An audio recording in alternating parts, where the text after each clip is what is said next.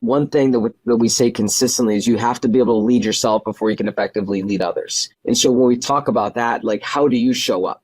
Like, what's your energy like? What's your body language like? What's your habits like? Like, I walked into the room today and, some guys are eating before, we did a recovery session today and they're just having a bagel with cream cheese. I'm like, where's your protein? And like, you've got to be able to understand like why you need protein first and foremost. If you don't, you got to have the willingness to ask those questions, so you can effectively lead yourself. And, after a recovery session today, I said, hey, listen, like, this is what we did today, and I'm not going to hold you by the hand. I'm simply going to teach you different tools and different things that you can do to be able to take care of yourselves. But at the end of the day, you've got to be able to figure out what you like to do that helps you feel the best so you can perform the best. A lot of what we do, it truly is trying to create autonomy and independence within a team setting.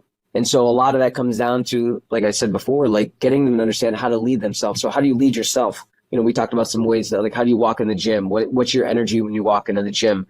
Do you make eye contact? Do you shake people's hands? Are you excited to be in the gym? Are you excited to train? Are you excited to get better? Because ultimately that's what we call our company motto. That's what our motto is. It's like, you've got an opportunity to get better and you have to be responsible for the energy that you kind of bring into the space. So you got to be able to lead yourself before you can effectively lead others. And so we make that clear to every single individual and single person that you have to be able to take care of yourself first and foremost. And you've got to be able to do the things that we expect you to do. And the things that we expect them are, number one, to be accountable. Number two, to show respect and discipline. And number three, to work hard. Like, those are daily non-negotiables. And so if you can do those three things really well, then I can help you become a better athlete and I can help you along the way to try to become a better person.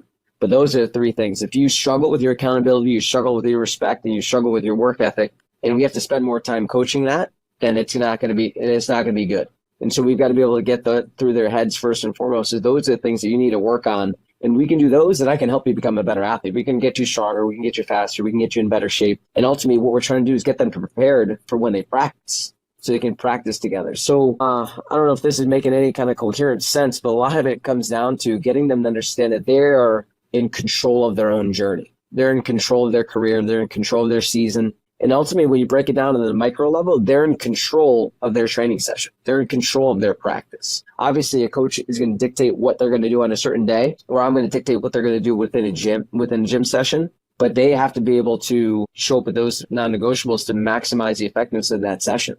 But if they spend energy on like bitching, complaining, like eye rolling, like you just said, like, they're not going to get what they want to get out of it. So they're not leading themselves first and foremost. And then we'll often say, as they get older throughout their careers, like, if they do things the right way and they show up on a regular basis with the right habits, like, now you have to let other people know. Now you have to let the freshman know. Now you have to let a transfer know, because they might not know. So, and I'm not going to play with them, and our coaches aren't going to play with them. You have to help guide them along that process. So you learn how to communicate and teach the culture and teach the ways that somebody else taught you. And then it kind of gets passed down year after year after year. But and I think those are the ways that we effectively, cultivate leadership. And, we'll often say, like, hey, you're going to run the warm up. You're going to run this. You're going to run this. So you have to explain it to every single person. You have to lead them through, a breath cycle, through our core exercises. You're going to teach them how to run this. So we teach autonomy in a lot of what we do from a training standpoint too. So I think all those opportunities where they have to speak in front of their peers help improve their public speaking skills and ultimately help improve their ability to